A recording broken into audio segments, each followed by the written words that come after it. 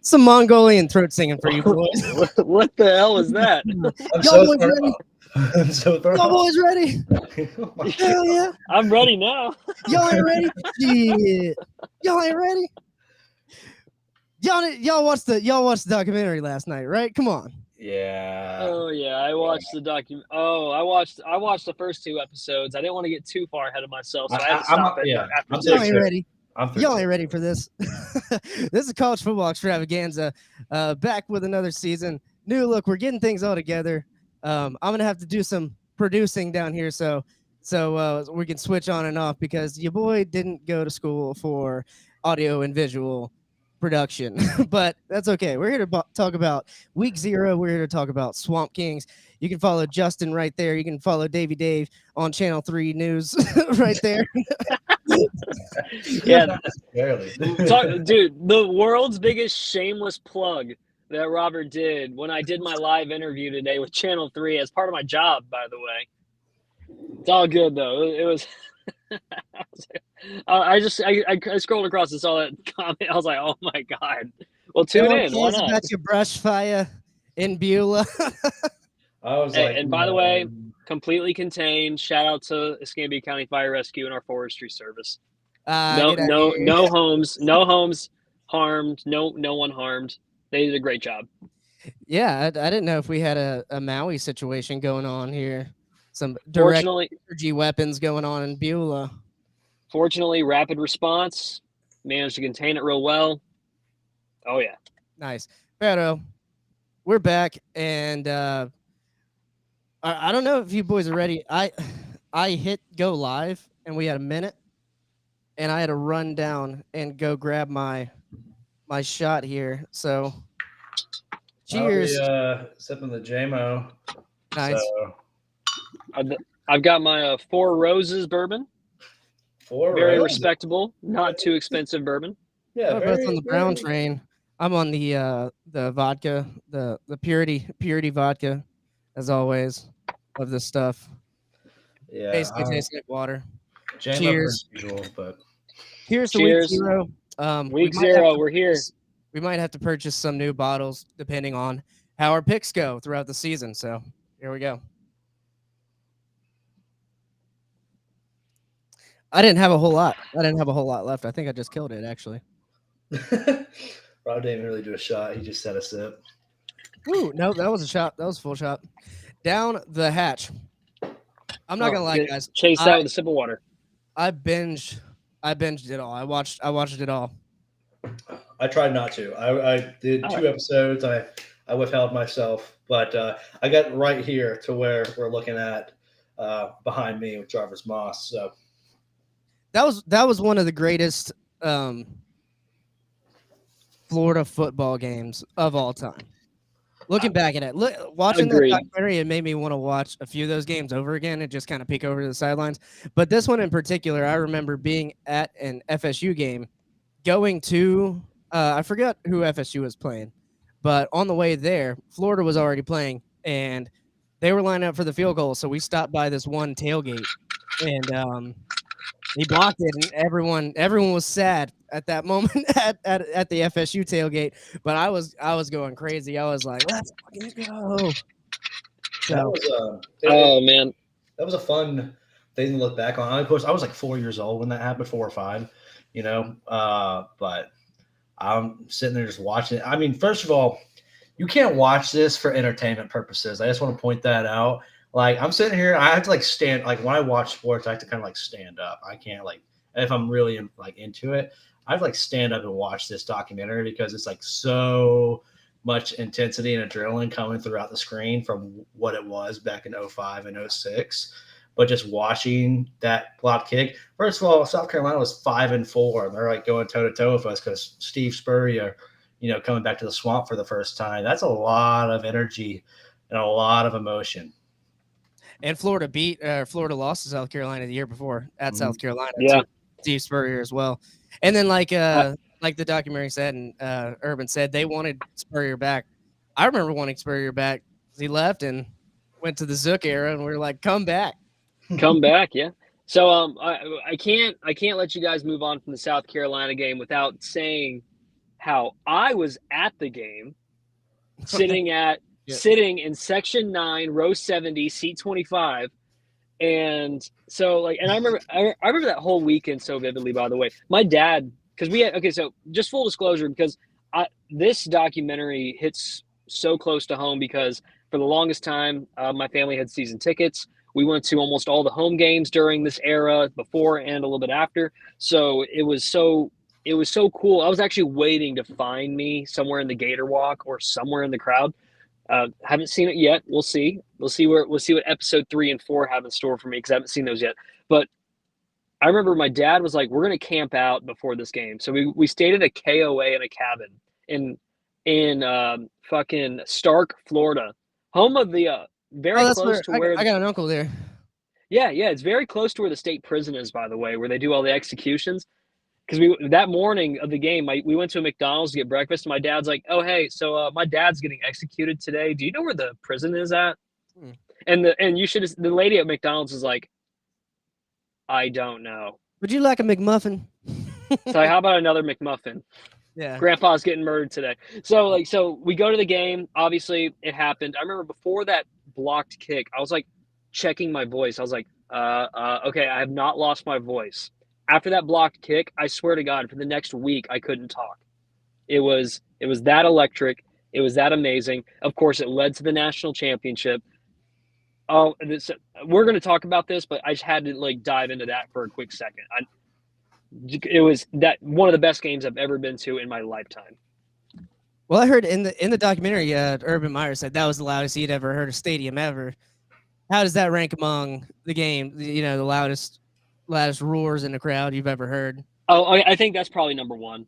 Yeah. I think that has to be number one, because you think about, because everyone knows what's at stake. If South Carolina makes that kick, Florida doesn't go to a national championship, and everyone in the stadium knows that Florida, right? SEC championship is online. Yeah, or the SEC championship. So everyone knows that we just lost to Auburn, so we have to rebound, and we have to have this victory. We have to, and for that to happen, there was a lot of pent up anxiety, emotion that was released.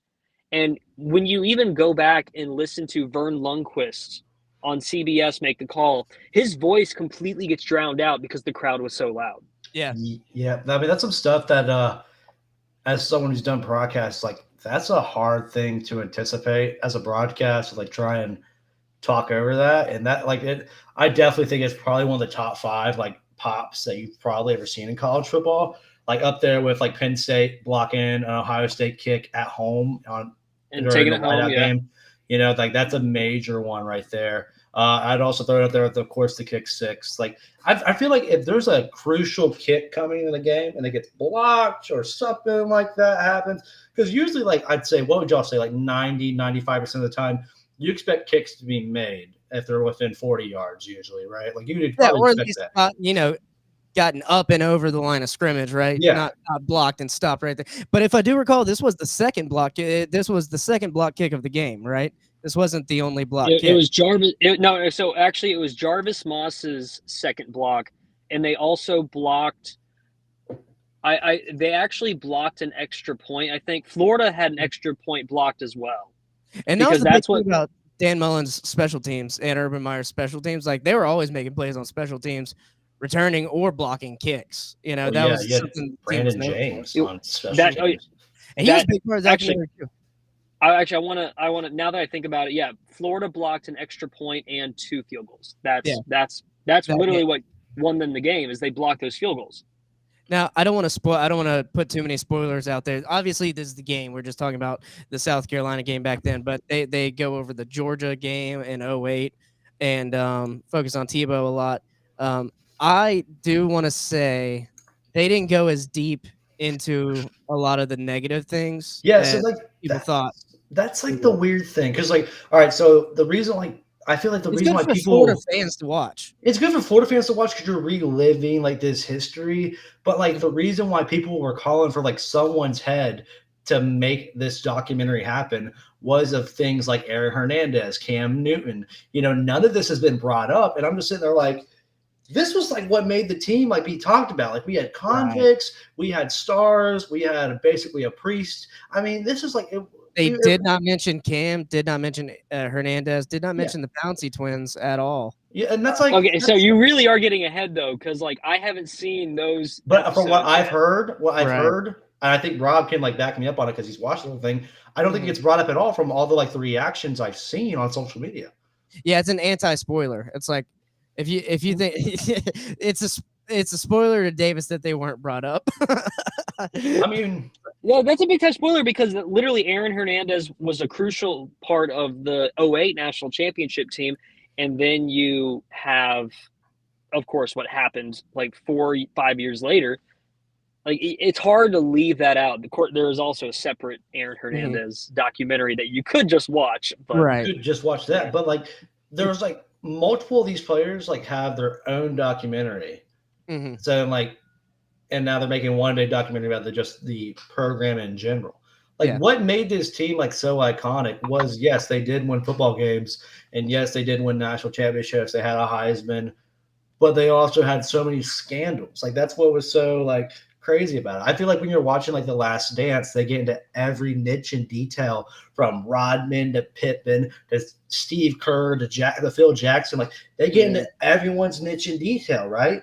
This is like, all right, this is what happened in the field. This is what happened in the locker room. This is Irving like chewing some guy's ass out. And I treat my superstars like superstars. I treat my shit like shit. Okay, yeah, this is like basic football stuff. But that's not why people wanted to relive this documentary so much. It was the stuff off the field. It was a little bit below surface level. It was like this is a little bit below that. So then this is my gripe with the Untold series because they just did the Johnny Manziel really good. I love episode, and they're really good. Yeah, like the Manti Te'o one, like that literally made Manti Te'o a human again in a way because obviously he faced so much criticism for the fake girlfriend story.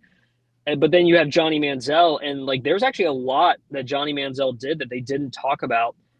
And I think the reason why the Untold series, it is good, but they're fairly short. And so you have these Florida Gator episodes. It's 4 episodes and they're 45 minutes apiece. There is like, you'd almost need a Last Dance version of that kind of documentary to really dive deep in all those details, because the Chicago Bulls documentary, that was an hour-long episode for 10 episodes. And so you were able to dive into all those things. And then you have Untold. And again, I haven't seen the last 2 episodes, and fuck you, Rudy. now I know for a fact they aren't going to talk about like Cam Newton and fucking Aaron Hernandez, which is, but also like why? Like I mean, it's really not a spoiler because if it was if it happened, then I wouldn't talk about it. But that's something that I was kind of looking forward to them talking about as well, and they kind of, I know, controversial. It's weird that they wouldn't talk about that stuff though, because like Aaron Hernandez, like that is a very big like that is a almost, I don't want to call him asterisk, because he was a great Florida football player, and then even if you actually watch the Aaron Hernandez documentary, like he committed some of his crimes while he was a student at Florida. Yeah, that would have been a great thing to tie back into. They kind of mention it once, but this documentary was more or less on the controversies and more on what could have been the dynasty and how it ended. Is cool and all, and I love like how Brandon Siler, because he was the leader of this team. Like, Siler, that was good. Like people, I like that.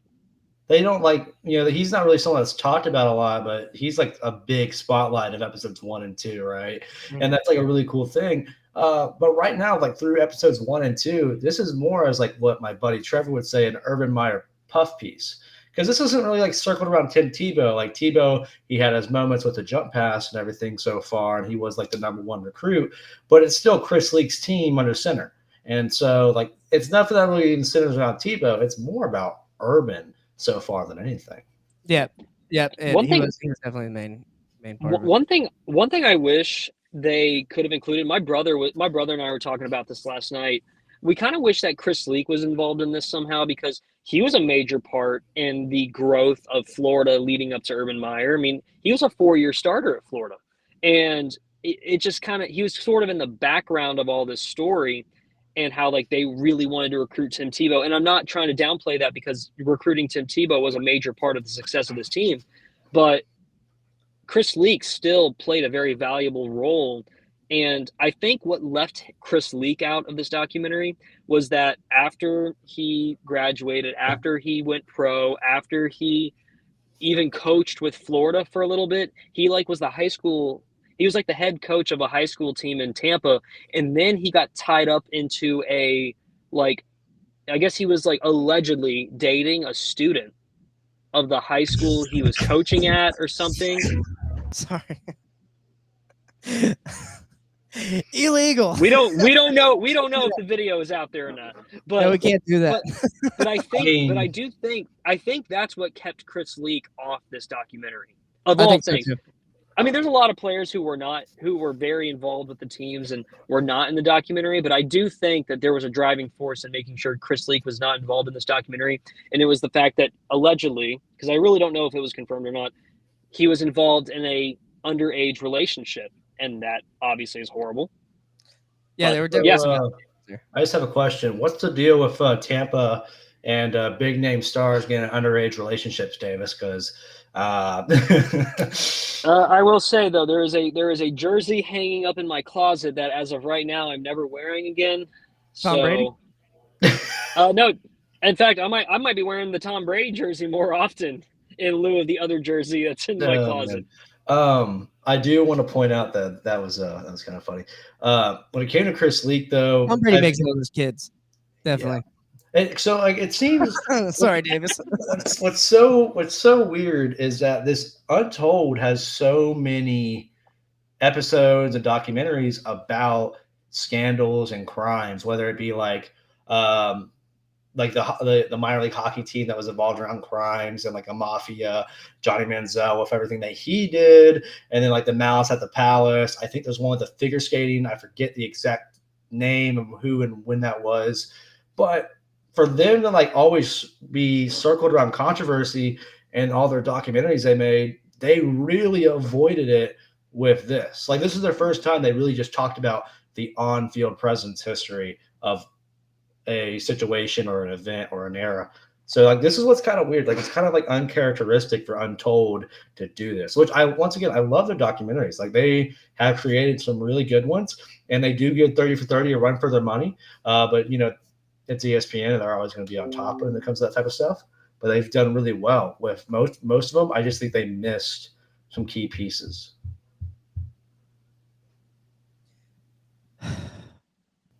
They definitely missed some key pieces, but overall great documentary, and I'm going to watch it again for sure. Just being a Florida fan and reminiscing about those times that are long, long gone, you know, back when we used to win a little bit.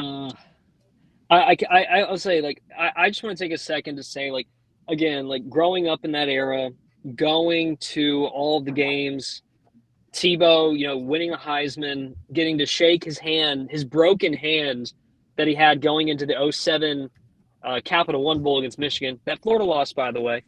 But, like it was a major part of my childhood, right? It was a major part of me growing up. It was a major part of it's like the biggest reason why I'm a big Florida fan, even though I didn't even go to school there. Like it's a big reason why I support that program is because my grandfather played football there. That's number one. That's what led to us having season tickets. And when I watched this documentary, it was a lot of nostalgia. You know, it was a lot of going back to when I was just a kid. It was a lot of going back to those tailgates and being at the Gator Walk and just getting to take all this in and just really enjoy, you know, what was at one point a really big part of my life. So that in itself was very cool for me because a lot of the home games, I should say, that you saw, those were games I went to as a kid. And so it was fun getting to watch that and experience that. So when I get to watch the next two episodes, again, I'm going to see if I can find myself in the crowd, but I'm going to enjoy the remainder of this show because it's going to be good. Well, controversy or not. Yeah. So, what do y'all think is going to be the next like documentary that involves college football then? If y'all have an idea. Dude, we need Reggie Bush. We need Reggie Bush. Like Reggie Bush, he sued the NCAA today, by the way. Yes, he did. Correct. For defamation. Officially. So we'll see how that goes. We need Reggie Bush. We do. That would be a great documentary. Or just on that USC dynasty that was coming out. I'm pro college football documentaries at this point. I was surprised at the amount of footage they had left over from that whole 5-year time span. That was nice. Yeah, that's pretty impressive. When I saw because that's what you need to make these documentaries happen. Like people can sit there and talk about it, and you can have the camera stuff and the interviews, but having the behind the scenes, like the midnight workouts and everything like that, like that's stuff where it's like that's what makes this documentary have its more imagery. Yeah, I should say. The one thing I do say needs a documentary. It'll probably be a 10-episode one.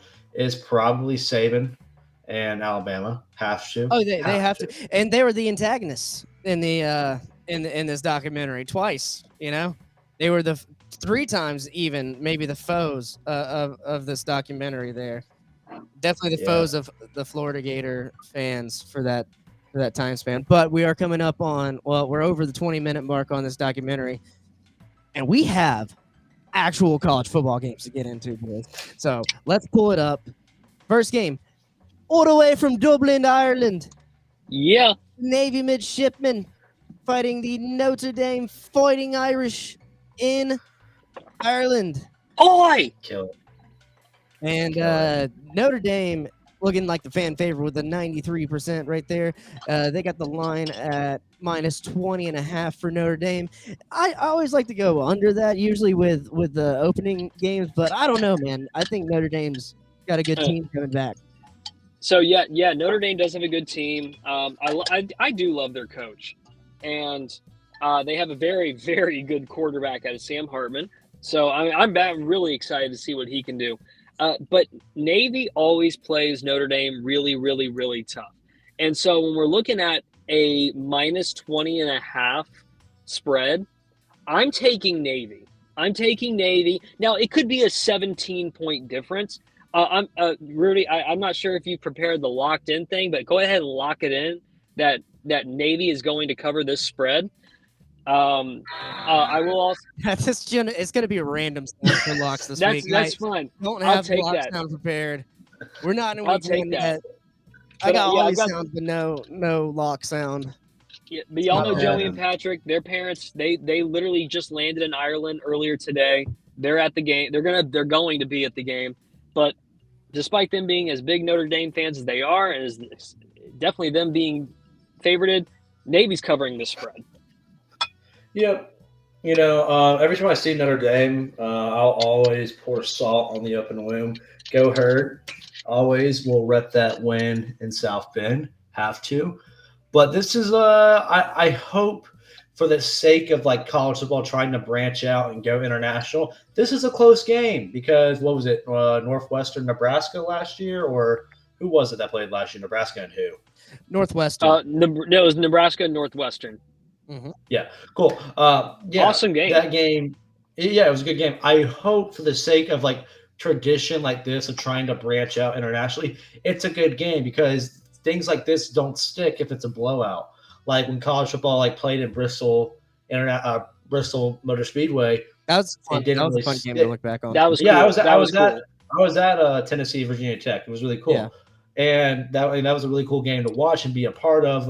That's the most ever at a single NCAA sporting event, still to this day, and from what I know. And that's just something that's really cool to witness. But you really hope for good games, kind of like with the Yankees and the White Sox when they played the Field of Dreams game the first year. One of the best baseball games we've seen in the past decade, probably. Excitement all the way through. That's something you want when you try and make a different spin be special on this sport. And you really want that for college football. So I hope Navy, they do cover. And so I'm going to lock that in just for the sake of trying to make college football special.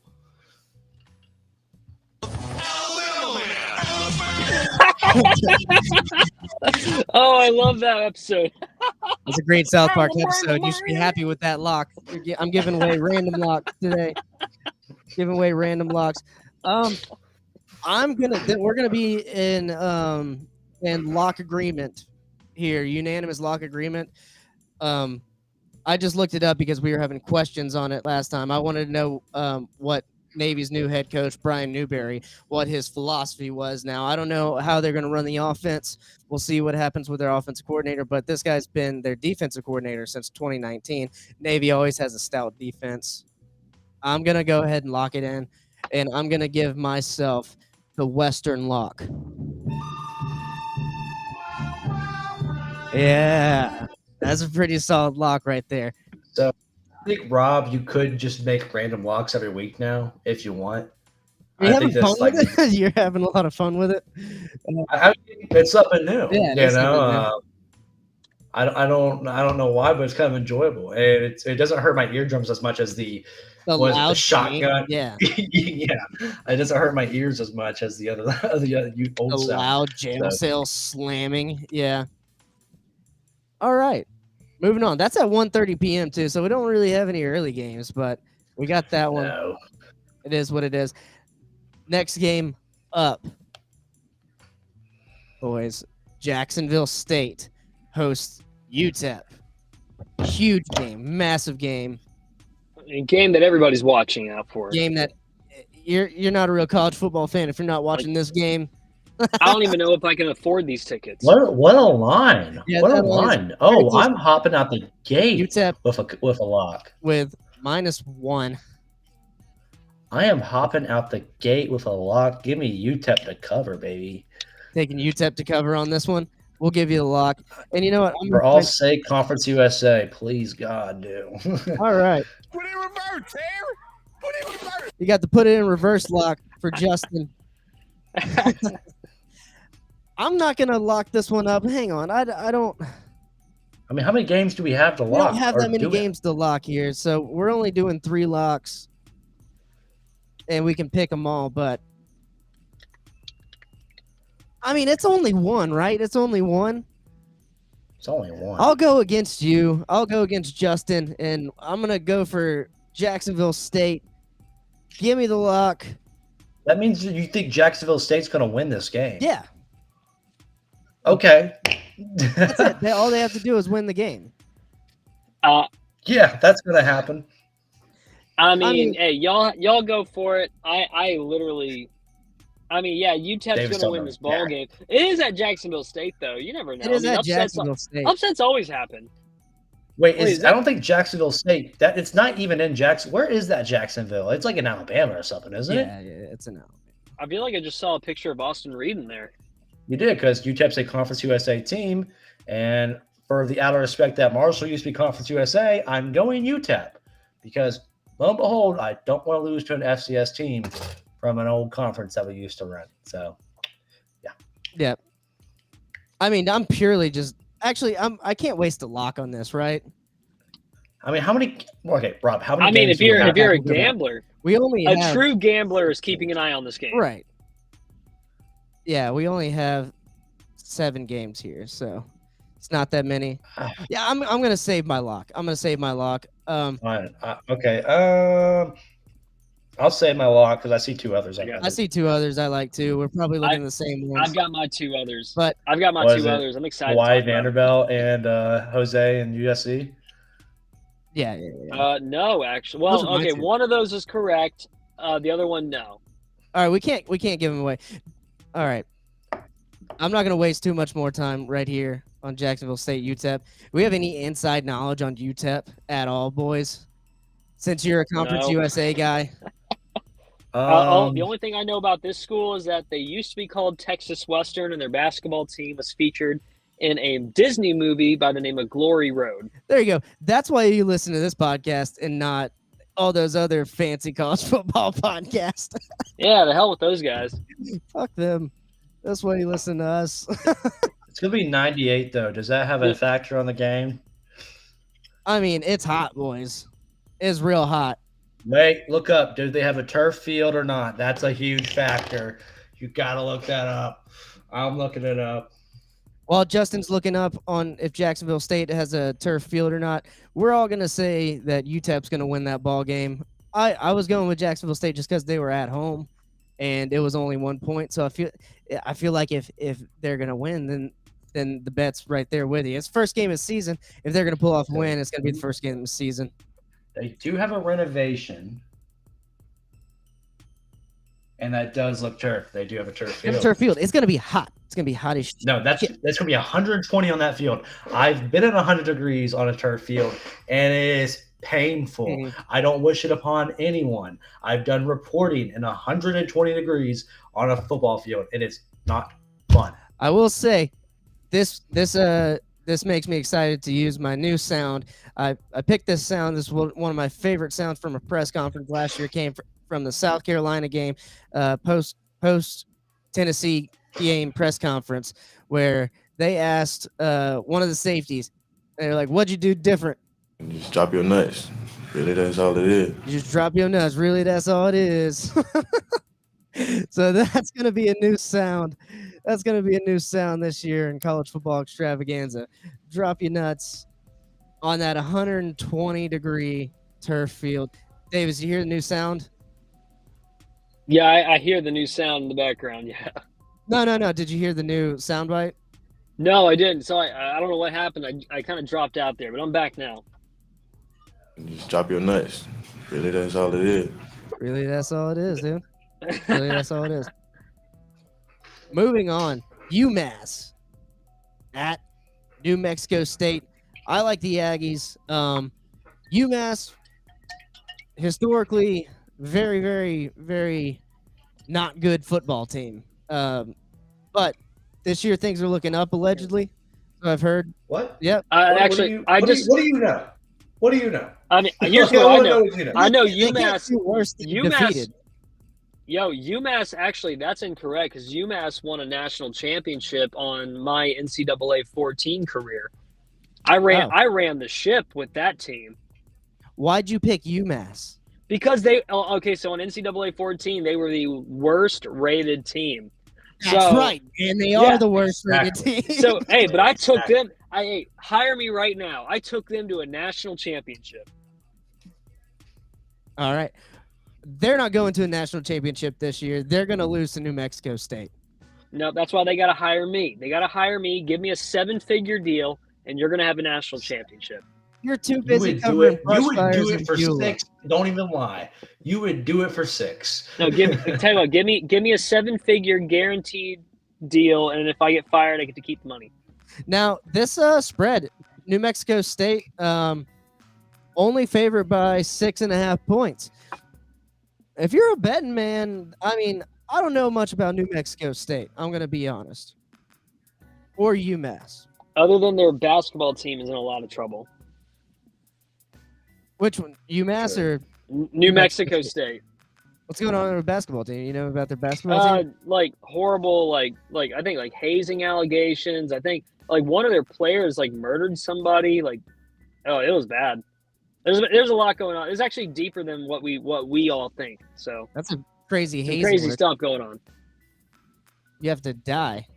Either way, okay. So not to get too sidetracked. I'm gonna die for this. Not to get too sidetracked. But UMass. Okay, yeah, I will say like UMass has like weirdly slipped in a couple of decent players. Yeah, historically they're not a good football program whatsoever, and I don't know if there's ever going to be a day when they will be a good football program. But they've actually slipped in some decent players. I'm going to go with UMass on this one, not locking it in, but I'm just going to go ahead and give them the benefit of the doubt and say, let's do this, UMass. Yeah, and I know one person that went to school there. It was my friend's dad. That's the only reason why I'm actually saying go UMass, because I know someone that went there. So, yeah, go Minutemen. What's the thing that if you get all the locks wrong we have to do this year? Loaded shotgun. Loaded shotgun. Davis. Wait, and what is that again? If you miss 5 picks. It's a shot and a shotgun. Okay. UMass was 1-11 last year. I would have to make sure I do that on a weekend. Well, we do the because podcast otherwise, if Mondays. I have to go to work the next day, it's going to be terrible. We do the podcast on Mondays. It's like barely a drink. Okay, now I'm not going to argue that. I'm not going to argue it. We typically do the podcast on Mondays. It's a Wednesday night. We have 6 viewers here live. Thank you guys for joining us. Hop in the chat. We'll answer questions. We also have a call-in number. We'll flash that on screen when it's time. Just drop your nuts. Really, that's all it is. All right. I don't know what Sadie Davis. If UMass gets this right, I will take a shot. If UMass wins, I will take a shot. I think it's just more criminal that we've been on this game for 5 minutes. Yeah. Well, you know what?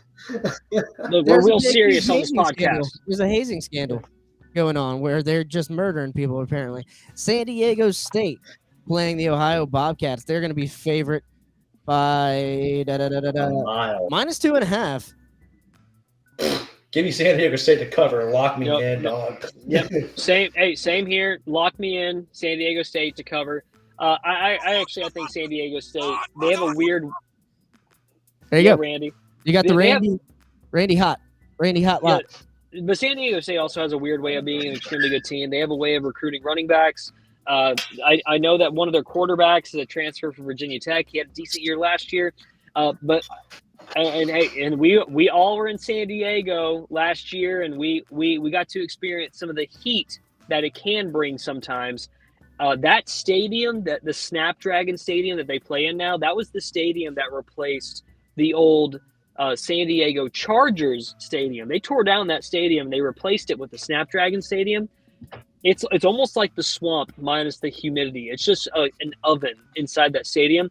So that's one thing that I can say about San Diego State and their stadium that might impact them, is that it can get so freaking hot over there. But go ahead and give me a unique name for a stadium. Snapdragon Stadium. Snapdragon. Well, clearly it's a sponsorship. It's a sponsorship name of some kind. But no, lock me in. They're going to win this game big time.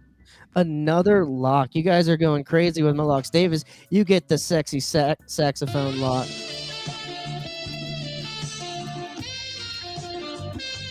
I feel like one of those AI people, one of those AI TikTokers now. You know what I'm talking about? Nope. No. Look it up on your own time. This is college football. I don't have TikTok, so I don't know. Good for you. You don't buy into the Chinese propaganda. All right. My wife does. His wife does. She posts TikToks too. Yeah, she does. They sometimes involve Draco. We should. Draco's got a tick. That's how you make all that money. That makes sense. All right. Hawaii at Vanderbilt. I believe both of their stadiums are being renovated. I know Vanderbilt Stadium's definitely being renovated. Yeah. Hawaii Stadium might have actually burned down. That's no good either. But Vanderbilt, different island. Yeah, I know. I'm just fucking around. Vanderbilt, big time favorite, 17.5. And if you do recall, last year Vanderbilt absolutely shit kicked Hawaii in Hawaii. Ass whooping. First week too. I think it's going to be somewhat the same. 17.5. I'm going to lock this one in as my other lock. It's not too much given last year and what that was like. So we're going to lock that one in. I can't hit any of these. These are all terrible. We're going to hit the Lee Corso. Not so fast, my friend. There you go. Lee Corso. So Vanderbilt is obviously trying to plan for bigger things, because I think it was a picture that came out yesterday. Like, they're going to be starting their season with a part of their end zone just non-existent, which is not the most uncommon thing, by the way. I didn't get why. There's a couple journalists that were like, "Oh, look how sorry Vanderbilt is. Like, they're starting their season while their stadium is still under construction." That's actually not an uncommon thing. So, like, Texas A&M did that like 4 years ago. But with that all being said, I'm going to cover the spread. Vanderbilt, lock that in, my final lock, because Vanderbilt, they're getting a lot of love this year. I mean, a lot of love for Vanderbilt, but there was even like 1 or 2 journalists that said, you know what? Consider them a sleeper to win the SEC East. That's not going to happen, but give them enough respect to cover this spread this week. So lock me in. You're locked in. I'll give you a little punch. Yeah. Justin, I assume you traded your lock for the San Diego State game for this one. Yeah. Yep. So that makes sense. But I'm assuming you're on the Vandy train with us as well. Yeah. Yep. I am. Yep. I'll run Vandy. Bada bing, bada boom. Moving on to These are some ugly games. San Jose State. Yeah, not the prettiest slate for the first weekend, but then we get some Thursday games. We got a whole slate of Thursday games. This one. Are we talking the Thursday games? Not today. No, we can talk those. No, we'll save those for next week. We have some good games on Thursday. If I was wearing my orange and blue, we'd talk about it. Yep.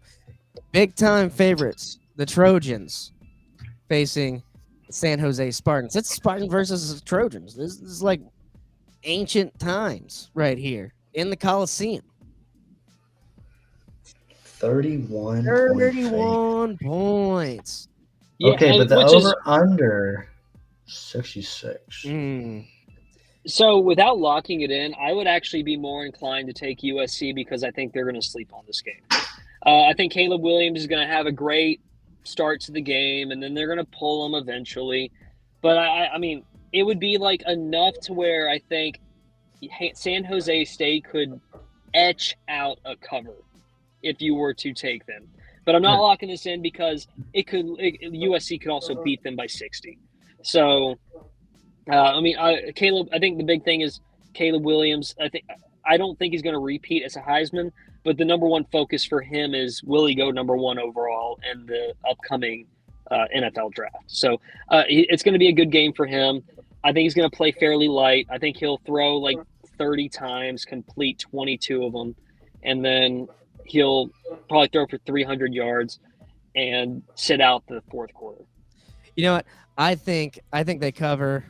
There's a reason why a lot of analysts have USC in their top 4 teams to make the playoffs this year. They're gonna have a great offense. The defense is the question. Now, Lincoln Riley's team. Yeah, the defense is the major question, which does not play well towards me calling the lock on the over. But I'm gonna do it in hopes that USC has somewhat of a good defense this year, at least good enough to keep San Jose State at bay. Lock me in. Ooh-wee. Ooh, can do. What say you, Justin? I'm going to go lock USC to cover. This over-under is kind of suspicious to me. Like, it could be a 44-10 game or, something like that. So it's hard to, lock in on the over-under. But I will take USC winning by 31. So give me that. My man. Let's go. Killing it. Absolutely shredding these picks tonight. And last game for this weekend, we have the Louisiana Tech Bulldogs. Louisiana! Playing the Florida International Cougs. This one's pretty easy from a Conference USA perspective. FIU is getting up there with the New Mexico States and UMasses and UConns of how bad they are. Minus 11.5 here. Yeah, I definitely would run Louisiana Tech to cover that. That's a really easy one in my opinion. They've been a better team in Conference USA for a while, and FIU's been the bottom team for probably the past 5 years. Mm-hmm. Yeah, if I had to go with one or the other, I think I would go with Louisiana Tech for that exact same reasoning. I think Louisiana Tech, historically also been a pretty consistent football program there. We had Jeff Driscoll transfer there from Florida back in the day. Resurged his career, by the way. Mm-hmm. Well, if we look at the last 5 here, FIU did top Louisiana Tech by 8 in double OT. So I don't know. That's true. Yeah. Who knows? I sure as hell don't. Yeah. I will say, I have Louisiana Tech winning this ball game. I have them covering. If I had an additional lock, I would lock that in.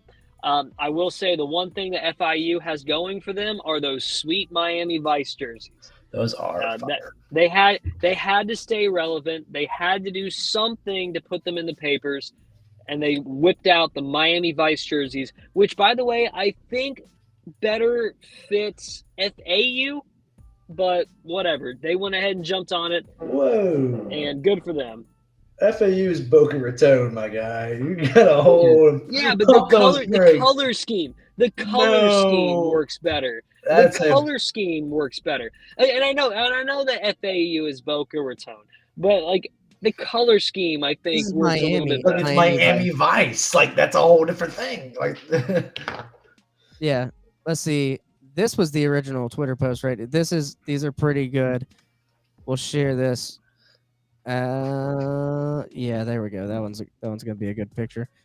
They are pretty clean. They're clean jerseys, and I think that it was like one guy on Barstool that I saw that was like, I have never cared whatsoever about FIU, but I kind of do now based on these jerseys. So hey, good for them for at least flashing it up a little bit. But yeah, I don't know how far those jerseys are going to take you. Yeah, that's one of those things. Like when Napier came in last year, Florida didn't really do a whole lot of special things. Didn't do the homecoming jerseys or anything like that. You know, he kind of made you earn. And then you might have missed it. No, I think it was in the first episode or second episode. I won't talk about the Gator documentary anymore. But basically, you have to earn the right to wear your team's logo or cool things, right? I think that was the first episode. I think that was in the first episode. Yeah. So, but that's all around, basically. So, we done with picks, right? Yep, done with picks. All right. So I did steal some bold predictions off Josh Pate's Late Kick show, and I thought that'd be some interesting combo that we could throw out. Maybe like a little bit love or hate it. Throw out Davis, back from our old days on Sports Call. Throw out some statements here. Y'all tell me how y'all feel. I'm gonna start it off with Pac-12 has no top 10 teams after conference title week. After conference title week. I want to put this out here. So the over-under win totals are for USC, Oregon, and Washington are all at 9.5. Utah, Oregon State, and UCLA are all at 8.5. I hate it. I think the Pac-12 is going to have a fantastic year. It's going to be the last year of the Pac-12. It's going to be one of the best years the Pac-12 has ever had as a whole conference. Repeat, just really quick, just make sure I heard it right. Repeat the question. No team in the top 10. Pac-12 will have no team in the top 10, basically for Selection Sunday for the playoff rankings. I hate it because I think USC is going to have a pretty solid team. I mean, but you also say top 10. Mm-hmm. Like, I think USC is going to have a top 10 team by the end of the year. Now, will they be in the Final Four? That's another conversation. But yeah, I hate it. I do. I think that at least USC is going to be up there. Also, in our first episode, you were a heavy Washington guy. Correct. These aren't my takes. Yeah, man. These aren't my takes, gentlemen. Michael These are Penis. just predictions. These are just predictions, all right? Let me get to my take, first of all. I hate it, all right? These are like, you guys should know better. I just said these are statements, not my actual opinions. I watched the Late Kick with Josh Pate. I mean, if you're watching this and you're not subscribed to that, you should probably go subscribe to that one. You'll get statistics and shit, actually. And also, I want a Chalai of Supremacy. So that's just me. I'm plugging him on my own show. Oh, yeah, the Chalai of Supremacy. He likes the plugs. You got to clip it and send it to him. Yeah, he won't. He'll be like, you're a casual. You shouldn't have a college football show. But no, Washington is a heavy favorite for me. They're my dark horse. I love them. One of my favorite teams with Michael Penix in their receiving core. They got a couple defensive guys in the front seven. Like I said, these are not my opinions. These are just predictions that I found on a show. All right, moving on. Oh, good job with the content. Not so fast, my friend. Don't forget about Utah either. Or Oregon. Or Oregon State. Like I said last week, I think the Pac-12 has a good chance of taking out themselves in a lot of different ways. Because they are, I mean, they all do face each other. Mm-hmm. But how about this one? No conference favorite wins the conference championship. So your Power 5 conference favorites are Clemson at plus 150, Ohio State at plus 165, Texas at plus 100, USC plus 200, and then Georgia favored at minus 110 for the SEC. I like that. I think one of them will win though, but I could see a world where none of them win either, right? Like I could see someone in the SEC sneaking up. I think Texas has a really good shot to win the Big 12 though. That's my main kicker. I could see Clemson losing to Florida State. Davis looks like he's asleep. Davis is fucking frozen, dude. Oh, it's so bad. No, so it's not Georgia that I'm hanging on to not winning the conference title, because I favor the SEC West. Whoever comes out the SEC West is winning the SEC this year, in my opinion. And it's not Ohio State either, because until they beat fucking Michigan, I'm not going to ride Ohio State to win. That's what I was going to say. Michigan's there.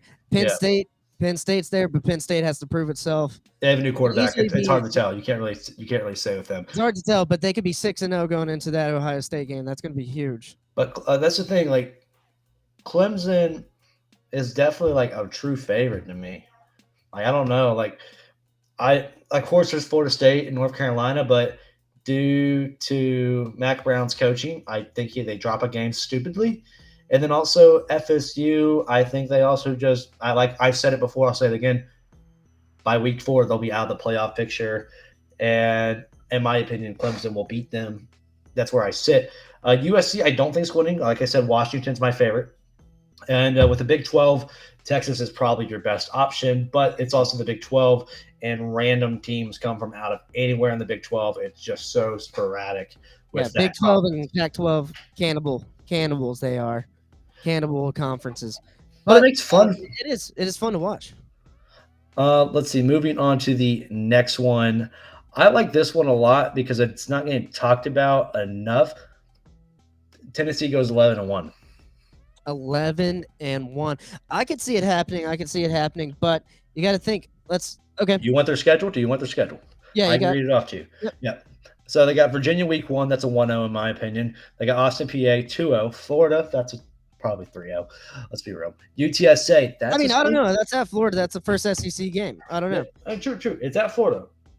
But UTSA, sleeper game. I'm not even going to cut it short. UTSA is a sleeper game. Mm-hmm. South Carolina, Beamer ball might come out hot this year. I'm big on South Carolina this year after the end of last year. That's a trap game. It's a trap game, in my opinion. A&M, that's not easy whatsoever. Alabama, at Alabama this year. That's not easy whatsoever. Then they go Kentucky, UConn, Missouri, and then Georgia. Kentucky's not easy. Georgia's Georgia.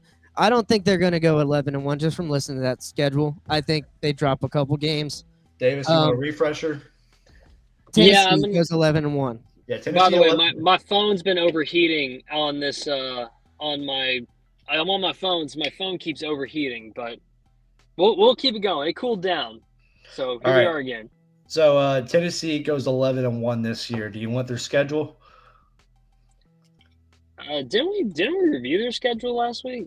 We did, but it's just a take, like going 11-1. Like, no, I don't think they go 11-1 because I think that with Joe Milton at quarterback, there's going to be a lot of inconsistencies. I think the first couple of games will be fine, but I think he's going to start settling into, what we've seen in the past, the inconsistencies, interceptions, and completions.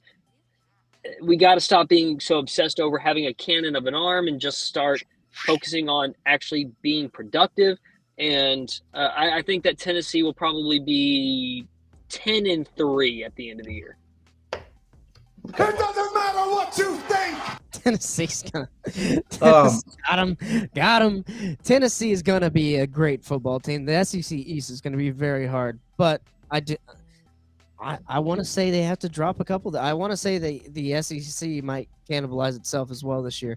I think it's going to be a crazy year in all conferences. Yeah, I think it's going to be a fun year. I don't see Tennessee being atop it. But I do want to say this take right here is kind of unique that I saw. The entire college football playoff is made up entirely of teams with the color red. So I do want to point this out. Like, I'll read off a list. In the top 16 odds to make the college football playoffs, 9 of them are red. And I'll read them off. Georgia, -220. Ohio State, +115 at second. Alabama, +155 at fourth. USC at +250. And then Florida State, Oklahoma, Utah, Wisconsin, A&M, Texas Tech, Ole Miss. So 9 teams in the top 16 are made of red. And I think Ole Miss wears mostly blue though. True. That's a blue team. I don't know. Ole Miss blue team. No. Dude. Ole Miss. All right. How about this? I'll just take Ole Miss off because they're at the bottom. All right, Rob? We're just going to throw that one out of there. Right? So then you don't have to throw a pitter-patter party. And FSU fans will be very quick to tell you that it's Garnet and not red. Garnet. Baby. And go. You know how many times I've been yelled at for calling it red? And what's Bama? Bama's literally fucking crimson. They're the Crimson Tide.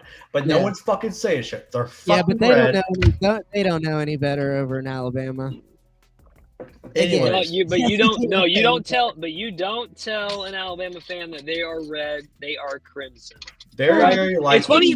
It is funny how in college sports of all times, let's say you decide to go to you go to Lowe's, and you want to go find a color for your home, and you're like, yeah, I want blue, but your wife is like, well, no, we want azure blue, and you're like, well, what the fuck's the difference? But then you're a college football team, and it's like your wife could be like, yeah, go blue team, and you're like, no, we are azure.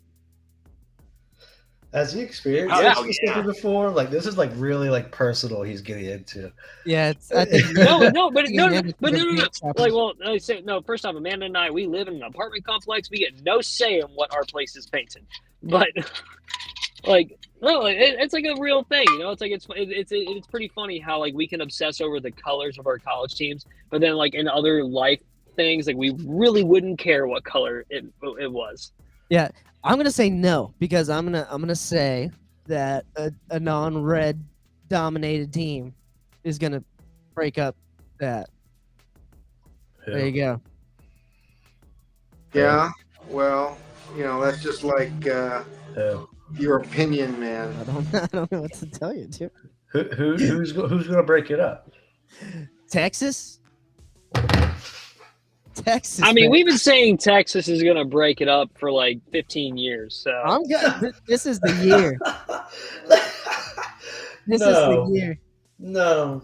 I'm sorry. With Texas, I'm just going to have to see it when I believe. I'm going to have to. You could have gone Clemson. No. Believe it when I see it. That's what it is. I'm going to believe it when I see it with Michigan Texas. Made the playoffs. I said that last week. I'm seeing it this week. You could go Michigan. I'll say Michigan's fine. Like, there were so many better options. So you said Texas. Dude, I'm gonna be big on Texas until they lose. That's me with Washington this year. I am writing whatever they got going on up there at Husky Stadium. But in all seriousness, Michigan, Big Blue. They are literally the Big Blue. They could easily just spoil the red party in this take. I did see this bold take. I do like their bold takes. You can tweet at us. If you're listening to this podcast, tweet at us on Twitter. I get notifications. I'll check that out. If you want to call in, call in. I don't know who my boys are, but like they're not sending any texts for Collins. I'm like, where y'all at today? I know. Well, we're typically on Mondays, but we had a reschedule. We like to be flexible with our co-hosts here, so we were flexible this week. But we're coming up on the hour mark. I didn't do the intro like I normally do. Yeah, so that's why I was so thrown off. Like, all right, the countdown's happening, and then I hear didgeridoo music instead of our damn intro. And I'm like, dude, didgeridoo. I think I was thrown off because what had happened was I hit the countdown, and I went to go get my bottle to take a shot, and it was downstairs, and I was playing tennis earlier, and I have a big cramp in my right leg, and so I had to hobble down the stairs and back up to go get my bottle. And then by the time I sat down, I just completely forgot. So we will play the world's famous college football extravaganza intro as the outro for this show. But any final takes? Everybody, any plugs? Plugs. Watch Late Kick with Josh Pate. Every Tuesday, Wednesday, Tuesday, Thursday, Sunday. And then it's going to be on 8 p.m. Eastern time, 7 p.m. Central time. Make sure you watch it. He's got the best takes. JP poll just came out. Yeah, my takes, my plug's better than yours, Rob. I did it first. Totally did it first. I gave detail. You can watch it. You can watch it on YouTube. You can watch it on listen on Spotify. But yeah. And you have to follow all the different social medias because he posts different things.